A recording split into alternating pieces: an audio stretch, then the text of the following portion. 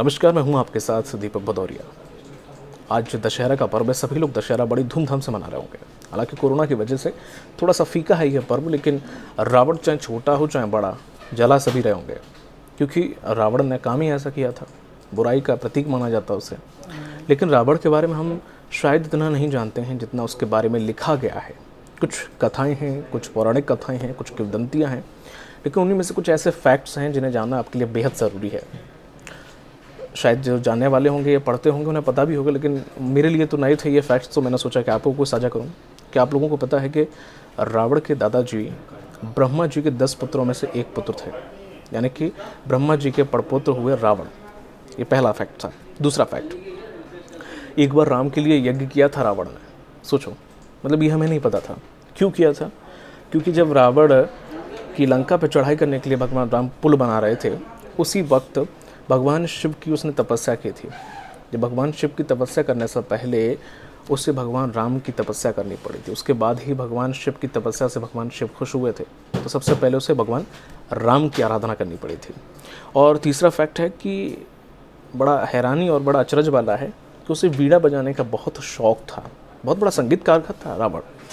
और कहते हैं कि जब वो बजाता था वीणा, तो बड़े बड़े देवलोक से जो देवता थे वो नीचे आकर उसकी वीणा को आके सुनते थे। इतना मधुर बजाता था वो। और कहते हैं कि उसकी खोज भी उसी ने की थी, इस वाद्य यंत्र की। चौथा है कि शनिदेव को एक बार बंदी बना लिया था। थोड़ा सा दिमाग था वैसे था। जब मेघनाथ पैदा हुआ, यानी उसका बेटा, तो सभी ग्रहों से उसने कहा कि 11वें नंबर पे आ जाओ, लेकिन शनिदेव नहीं माने। बोला मैं 12वें पर रहूँगा। रावण को गुस्सा आ गया। उसने जाके इंद्रजीव जो शनिदेव थे उन पर जाके हमला कर दिया, और यहाँ तक कि उन्हें बंदी भी बना लिया था। ये भी किस्से हैं और ये कहानी है पौराणिक कथाओं में।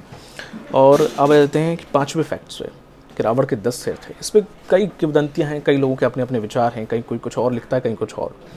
लोग कहते हैं कि उनकी माता ने एक माला दी थी जिससे प्रतिबिंब नजर आते थे। धोखा था, छल था वो उसके जो सर थे।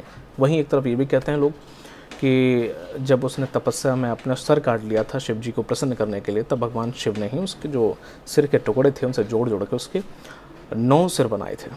एक ये कहानी भी है।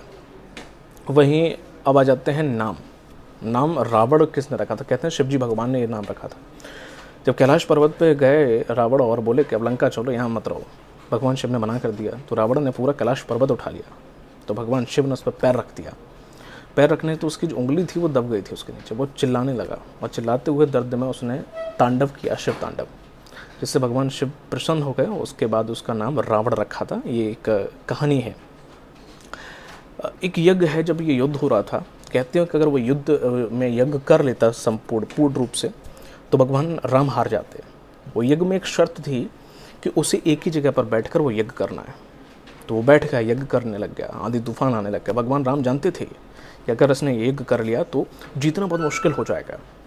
उसके बाद उन्होंने अंगद को कहा कि जाके कैसे विघ्न डालो। अंगद ने खूब कोशिश की, वो नहीं हिला। अंगद ने फिर मंदोदरी को घसीटा पकड़ के, वो फिर भी नहीं हिला। फिर जब मंदोदरी उसके सामने आई, उसका तिरस्कार करने लगी, एक देखो वो राम भगवान है जो कि अपनी सीता के लिए युद्ध तक छेड़ना, तुम हिल तक नहीं रहे हो। उसके बाद जाके रावण को गुस्सा आया, उसके बाद वो हिला और उसकी वो तपस्या वहीं खत्म हो गई थी, टूट गई, जिससे वो युद्ध हार गया। कहते हैं कि स्त्री को स्पर्श, वो काफ़ी मनचला था रावण, तो अक्सर स्त्रियों को पकड़ता था। कई स्त्रियों ने उसको श्राप दिया था, लगभग सभी स्त्रियों ने श्राप दिया था कि अगर तुम बिना मर्जी के किसी भी स्त्री को छूते हो तो तुम्हारा विनाश हो जाएगा। ये वो बात जानता था, इसीलिए सीता को उसने कभी भी छुआ नहीं। ये भी एक कहानी है। लंका, कहते हैं सोने की लंका रावण की लंका नहीं थी, ये थी उसके सौतेले भाई कुबेर की। और लंका का उस वक्त जो स्वरूप ये था कि गरीब से गरीब का घर भी सोने का बना हुआ था। जिसके बाद उसने अपने सौतेले भाई यानी कुबेर को हटा के उस लंका पर कब्जा कर लिया था। लंका उसकी नहीं थी।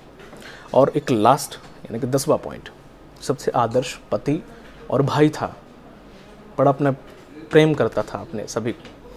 कहते हैं कि कुंभकर्ण जब उसने वरदान मांगा था सोने का, यानी कि जब तक वो उठे ना, साल भर का था, लेकिन भगवान जो रावण था उसने भगवान की तपस्या करके उसे 6 महीने का करा दिया था। और अपनी स्त्री के लिए यानी कि अपनी वाइफ के लिए कितना वो ज़्यादा संजीदा था, ये तो आप तो जान ही चुके हैं कि मंदोदरी जब घसीटी जा रही थी, वो युद्ध जानता था या मैं हार जाऊंगा अगर मैं उठ गया, लेकिन फिर भी वो मंदोदरी के लिए उठ गया था उसे बचाने के लिए। यानी कि इससे ये समझ आता है कि वो एक आदर्श पति भी था और आदर्श भाई भी था। तो रावण की हमने बुराइयां बहुत सुनी हैं, कुछ अच्छाइयां भी थी, कुछ ऐसे फैक्ट्स थे जो हम सबको नहीं पता थे, ये जानने ज़रूरी थी, क्योंकि आज रावण का दिन है और रावण का दिन है, आज उसे जलाया जा रहा है। तो जलाने से पहले एटलीस्ट हमें उसके बारे में जो जानकारी है वो कितना बलशाली था, बाकी बहुत सारे बलशाली था, बहुत बड़ा वैज्ञानिक था और असीम शक्ति थी, 2-3 लोग पर कब्ज़ा था उसका, ये तो लगभग हम सभी जानते हैं क्योंकि हमने पढ़ रखा है। लेकिन ये जो फैक्ट ऐसे थे जो हम शायद नहीं जानते थे, पर अब शायद आप जान गए होंगे। कोई पूछे तो ज़रूर बताइएगा रावण के ये फैक्ट्स। नमस्कार।